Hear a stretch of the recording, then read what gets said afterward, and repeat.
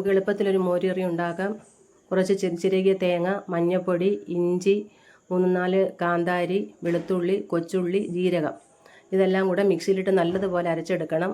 എന്നിട്ട് ഉടച്ചു വെച്ചിരിക്കുന്ന തൈരിലേക്ക് ഈ അരപ്പൊഴിച്ച് ആവശ്യത്തിന് ഉപ്പും ഇട്ട് ചെറുതായിട്ട് അടുപ്പിൽ വെച്ച് ചൂടാക്കിയെടുക്കണം. തിളച്ച് പോകരുത്. തിളച്ച് കഴിഞ്ഞാൽ തൈര് പിരിഞ്ഞു പോകും.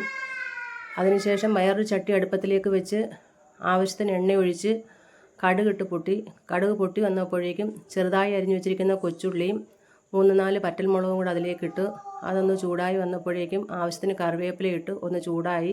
അതിനുശേഷം ഞാൻ ഗ്യാസ് ഓഫ് ചെയ്തതിന് ശേഷം അതിലേക്ക് 1/4 ടീസ്പൂണോളം ഉലുവ പൊടിച്ചതും 1/4 ടീസ്പൂണോളം കായപ്പൊടിയും കൂടെ ചേർത്തു. കായപ്പൊടി ചേർക്കുമ്പോൾ ഈ മോരിന് പ്രത്യേക ഒരു ടേസ്റ്റ് കിട്ടും. അങ്ങനെ അതും കൂടെ ചേർത്ത് മൂത്തതിന് ശേഷം ഞാനത് ചൂടായിരിക്കുന്ന മോരിലേക്ക് ഒഴിച്ചു ഇളക്കി. സ്വാദിഷ്ടമായ മോര് റെഡി ആയിട്ടുണ്ട്. നിങ്ങളിതൊരു പ്രാവശ്യം ഒന്ന് ചെയ്ത് നോക്കിയിട്ട് നിങ്ങളുടെ അഭിപ്രായം